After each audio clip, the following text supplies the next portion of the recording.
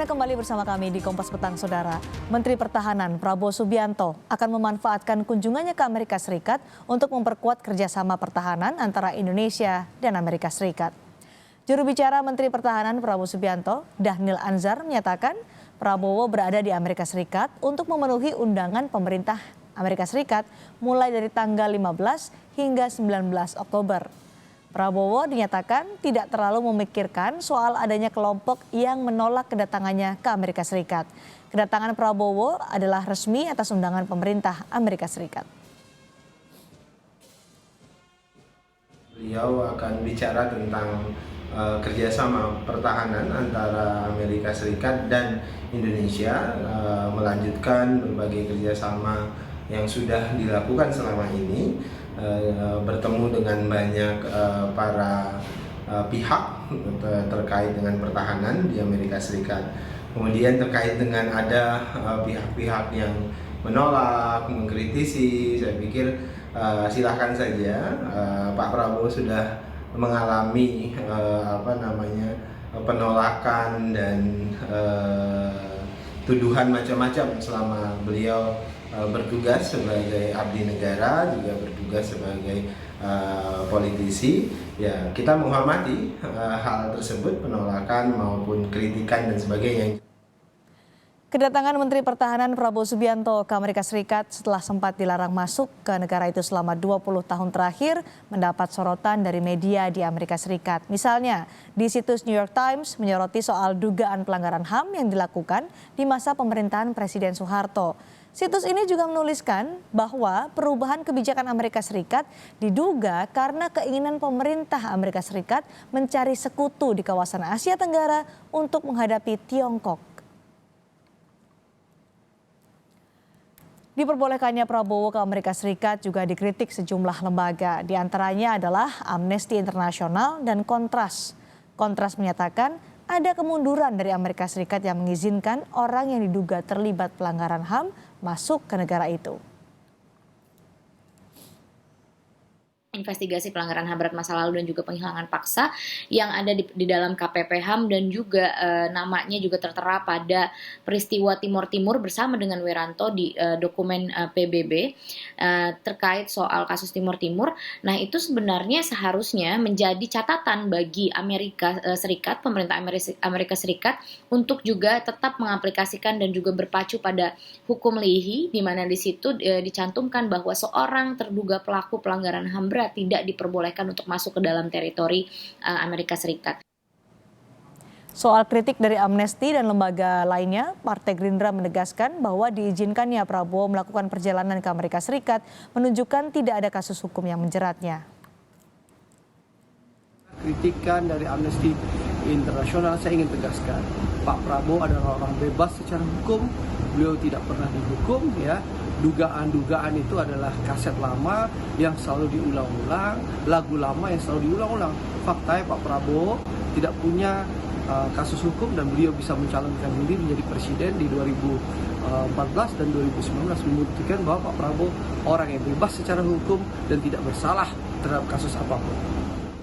20 tahun Prabowo Subianto dilarang datang ke Amerika Serikat, namun akhirnya ia diizinkan menginjakan kaki di negeri Paman Sam. Kita akan membahas ini bersama pengamat militer dari Universitas Indonesia, Koni Bakri. Selamat sore, Bu Koni. Selamat sore. Bu Koni, kedatangan Prabowo Subianto ke Amerika Serikat diundang oleh pemerintah Amerika Serikat, padahal sebelumnya 20 tahun ia dilarang untuk menginjakan kaki ke Amerika Serikat. Akhirnya menuai banyak komentar, ada yang pro dan kontra. Kalau Bu Koni, tanggapannya? Tanggapan saya akhirnya begini, selamat pada Pak Prabowo, dan ini artinya bangsa Indonesia mesti belajar kepada Amerika Serikat. Ketika berbicara tentang kepentingan nasional, mau Amnesty International bilang apa, mau Human Rights Association dunia bilang apa, dilakukan oleh Amerika Serikat. Ini yang kita mesti belajar. Kita ini kan suka sok-sok kopi atas nama HAM, HAM apa gitu. Kalau HAM itu membahayakan kepentingan nasional, nggak usah juga dipikirin gitu. Ini satu contoh. Kita selalu mengedepankan HAM gitu kan. Coba lihat, Amerika itu sistem pengamanannya untuk bisa orang masuk ke negara itu sudah demikian ketat. Dan juga dia sangat mendukung human rights, Amnesty International, sama seperti kita. Tetapi ketika bicara tentang kepentingan nasional yang harus dibicarakan dengan Pak Prabowo, maka Pak Prabowo diundang. Apakah ini artinya membenarkan pendapat dari media di Amerika Serikat? Saya sebut New York Times, karena New York Times menyatakan bahwa Amerika Serikat mengubah kebijakan soal hak asasi manusia demi mencari sekutu di Asia Tenggara untuk menghadapi Tiongkok. Indonesia itu artinya.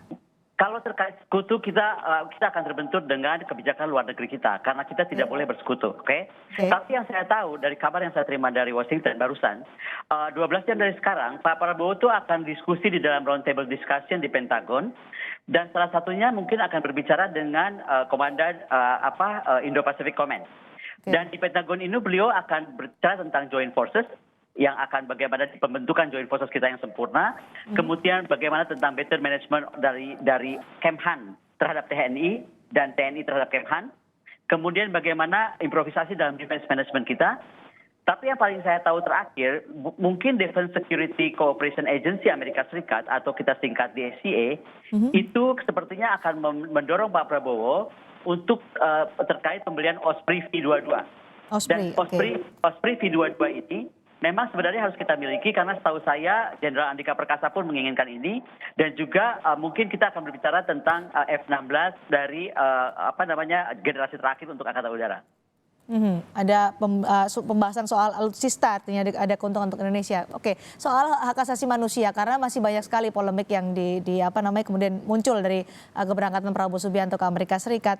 Dari Kontras menyebutkan bahwa ada kemunduran dari Amerika Serikat soal penanganan pelanggaran hak asasi manusia. Disebutkan adalah contohnya pada saat kasus Timur Timur yang dilakukan juga dituduhkan kemudian kepada Prabowo Subianto. Gerindra menyatakan bahwa ini artinya tidak terbukti ada pelanggaran hak asasi manusia yang dilakukan oleh Prabowo Subianto. Apakah ini ada korelasinya dengan keberangkatan Prabowo ke Amerika Serikat? Saya harus mengulangi statement saya yang pertama tadi. Betul mungkin Pak Prabowo pernah dicap apa, saya nggak tahu. Mungkin juga Pak Prabowo pernah dicap pelanggar HAM ataupun itu yang ada di pundak beliau selama 20 tahun. Beliau tidak bisa meninggalkan Amerika Serikat.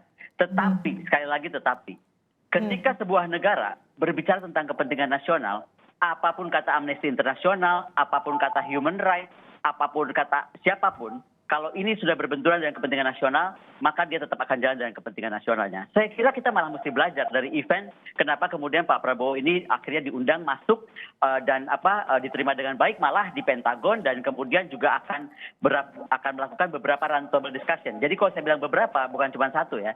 Nah, kemudian juga menurut saya akan ada beberapa hal yang menurut saya ini akan terjadi yaitu mungkin kita akan bicara tentang cyber warfare. Bagaimana kita ke depan ini adalah perang masa depan dan Indo-Pasifik adalah kawasan yang memanas sehingga itu mungkin akan dibahas. Kemudian juga akan terkait dengan defense expert analyst networking. Selama ini kan seperti saya ini pernah diundang dalam ulang tahun Indonesia Amerika Serikat di Cambridge itu kita krem de la creme analis atau akademisi itu akan didudukan bersama. Jadi bertukar pendapat antara analis dan defense expert. Nah ini mungkin akan networking ini akan juga dibangun. Karena ada tadi disebutkan oleh Bu Kony, kesampingan itu karena ini adalah kepentingan nasional. Apa keuntungan yang akan didapatkan oleh Indonesia dengan adanya Prabowo Subianto di Pentagon di Amerika Serikat? Banyak hal, Mbak. Salah satu ya menurut saya dari apa yang saya sebutkan. Kita bisa bikin misalnya kalau kita memang betul akan membangun industri pertahanan misalnya. Defense Industrial Networking kita bisa dibangun bersama Amerika Serikat. Kemudian technical assistance bisa dibangun bersama Amerika Serikat. Kemudian technological offering. Misalnya saja mungkin kita kepada ada license F-16 atau F-21 mungkin beberapa item bisa kita bikin bersama-sama di PTDI misalnya. Kemudian juga terkait mutual interest building. Misalnya saja kan kita sekarang tahu sangat ya, Indo-Pasifik itu adalah kawasan yang memanas. Nah bagaimana tentang defense security-nya Indo-Pasifik in the future gitu kan? Atau dalam waktu jangka dekat itu bisa dibahas juga bagaimana kita mengimbangi kekuatan itu. Kemudian Inter Minister of Defense dan Inter Chief of Joint Staff meeting. Itu bisa didorong oleh Pak Prabowo selama tujuan Pak Prabowo ke sana. Karena menurut saya itu menjadi sangat penting ketika kawasan ini menjadi semakin seksi, maka Inter MOD dan Inter Joint Chief of Staff itu harus dilakukan. Akan ada lompatan besar untuk sistem pertahanan Indonesia dengan keberadaan Pak Prabowo di Amerika Serikat? Kalau ini tergantung Pak Prabowo-nya, Mbak. Yang tadi saya sampaikan kan poin saya yang berapa hal terakhir. Tapi yang saya tahu yang dari poin dari pihak Amerika Serikat adalah terkait joint forces, terkait alutsista management antara TNI dan Kemhan, kemudian defense management system, dan terakhir tentang Osprey F-22 yang diminta di SDA. Tadi juga terkait dengan mencari sekutu di Asia Tenggara. Tadi Bu Kony menyebutkan bahwa politik kita tidak kemana-mana, kita adalah non-blok. Tapi apakah ini mungkin akan menuju ke sana, paling tidak untuk bisa Amerika melunak paling tidak dengan Prabowo Subianto dan dengan Indonesia demi kepentingan mereka? Begini Mbak, apapun juga kepentingan nasional Amerika Serikat, kita juga punya kepentingan nasional. Dan kalau saya yang ditanya, misalnya terkait apa tadi mau jadi apa tadi aliansi lah namanya aliansi ya, itu nggak mungkin Mbak. Karena begini, karena pada posisinya kita itu nggak masuk dalam coalition of the willing, Amerika dan kawan-kawannya. Juga kita tidak masuk kepada coalition of the non-willing, itu kan China dan kawan-kawannya. Kita ini sekarang sebenarnya mencoba terus balance. Memang akan ada banyak kesulitan karena di dalam perkembangan ke depan itu agak susah sebuah negara itu berjalan sendiri. Contoh Amerika Serikat dia aja punya aliansi. China beraliansi dengan Rusia misalnya. Masa Indonesia tidak membangun aliansi? Tapi kalau saya sampaikan ini akan berbenturan dengan kebijakan politik luar negeri. Jadi apapun sekarang objektifnya Pak Prabowo ke sana, itu harus dibicarakan dengan Ibu Menlu dan bagaimana juga kebijakan politik luar negeri kita. Paling tidak untuk kepentingan nasional, membawa keuntungan bagi Indonesia itu yang diharapkan dari kepergian Pak Prabowo Subianto ke Amerika Serikat, mengubah soal pertahanan Indonesia. Itu paling tidak yang diharapkan ya, Bu Kony? Itu harus. Pak Prabowo pergi pada saat COVID sedang begini ya kan. Kemudian ini sebuah kesempatan besar, maka saya pikir beliau harus membawa betul-betul semua message kita, kepentingan nasional kita, termasuk tadi terkait defense industry, networking, capability based planning, update management, network centric warfare, dan kemudian juga tentang IMET ya, kerjasama management courses, dan yang paling utama juga tentang defense analysis networking. Itu yang diharapkan. Baik, terima kasih Ibu Kony telah bergabung bersama kami di Kompas Petang. Terima kasih kembali, Mbak.